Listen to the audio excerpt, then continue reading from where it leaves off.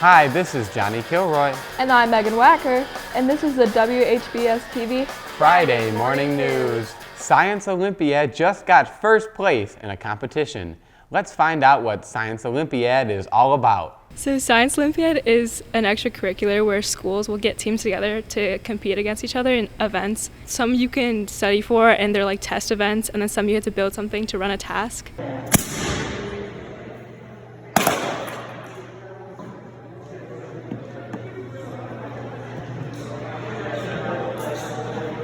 So basically we get a team of kids together and we either go to in-person tournaments where everyone is assigned to do specific events, or we do satellite tournaments where we're all online but we get to be in the same room. One of the things I've been working on is an event called It's About Time. One of the things is that you have to build a clock for it, but you can't use any chemical or electric parts. So I made mine almost like a sand hourglass, but out of water. And as you change the amount of water, you can change how long the clock is going to take before it runs out. One of the big ones, as you can see right behind us, is an event called Trajectory. It's almost like making a catapult, essentially, to launch a ping pong ball across a room. We have other events like gravity vehicle, ping pong parachute, detector building. So our competition 2 weeks ago, which was our first one of the season, was in person, and we actually got first overall at that, and we had several first place in individual events, which is really cool. And then we just competed in a satellite event last weekend at Boyceville, and we should be finding out those results soon.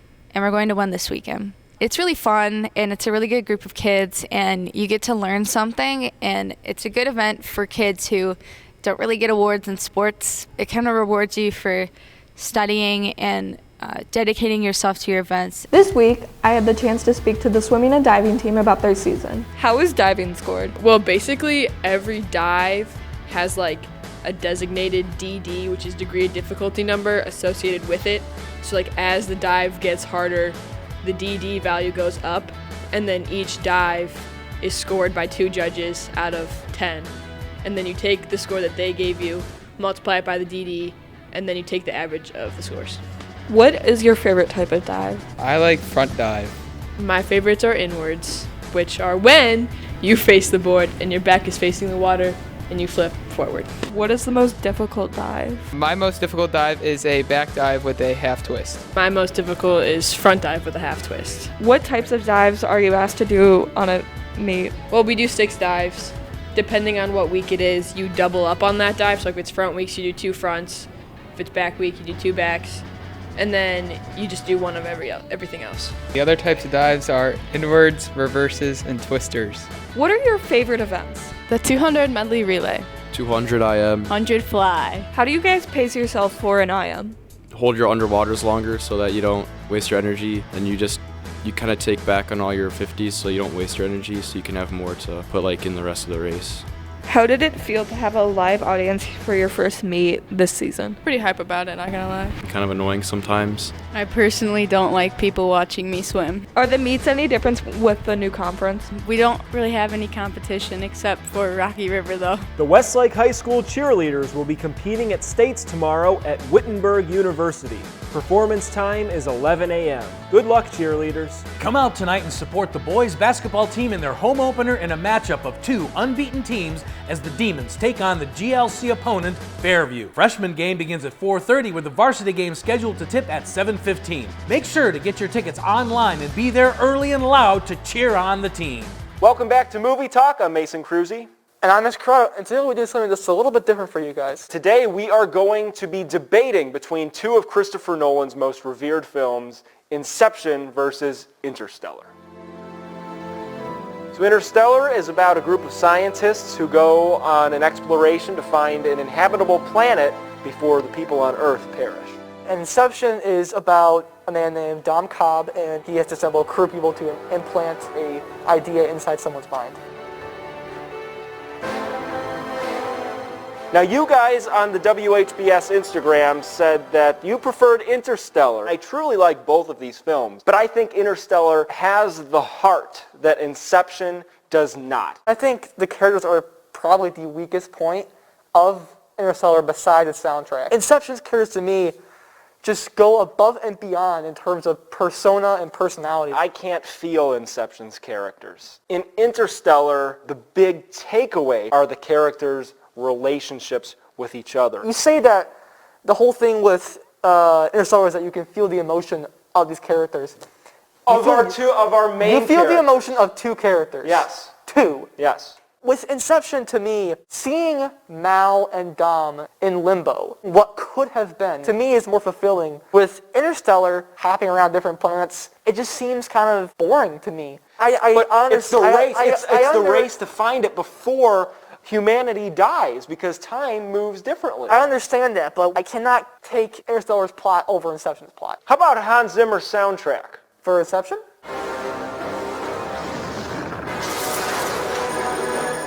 You mean lack of soundtrack in Interstellar? Interstellar has some of the best soundtracks. Better than Inception. Yeah. What are you doing?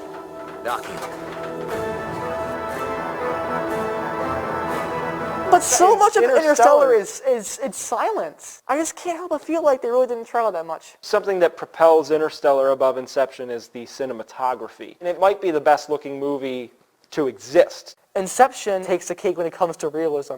There's a rotating hallway scene. They built this set to where it rotated as the actors walked inside of it. If you lock the camera on the ground, the audience doesn't see the room spinning. The audience just sees us moving all over the place. Inception is much more complex in the plot narrative. I think it's more jarring and more engaging. And I think one of the greatest, if not the greatest film of the 2010s. I truly like both these films. Again, Christopher Nolan is my favorite filmmaker. Interstellar's a 9 and Inception's an 8. I have Interstellar at an 8.5. I have Inception at a 9.5. Well, this has been Movie Talk. I'm Mason Cruzy. And I'm S. Crowder. Remember, there's always something new waiting for you at the movies. There has been widespread debate on mask mandates and whether schools should have kept them, including your own. If you've been thinking about the impact of mask mandates recently, make sure to check out Elizabeth Carroll's opinion piece on whether removing our mask mandate was a good idea. Hand Lettering Club is having a card sale starting next Monday, December 13th through Friday, December 17th. Handmade holiday and greeting cards will be sold in the rotunda in the morning and during lunch periods.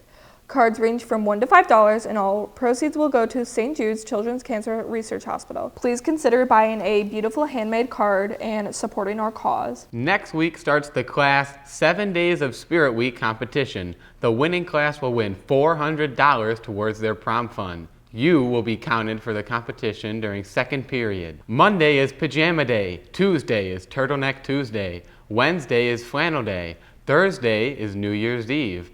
Dress up and look your best. Friday is Santa's Workshop.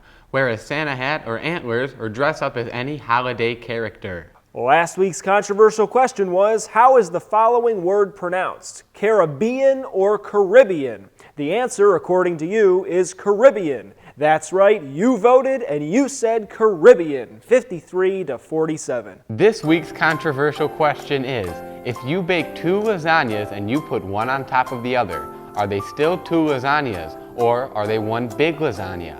Be sure to hop on the WHBS TV Instagram to cast your vote. Again, if you bake 2 lasagnas and you put one on top of the other, are they still 2 lasagnas or one big one? This has been Megan Wacker And Johnny Kilroy with the WHBS TV Friday Morning News.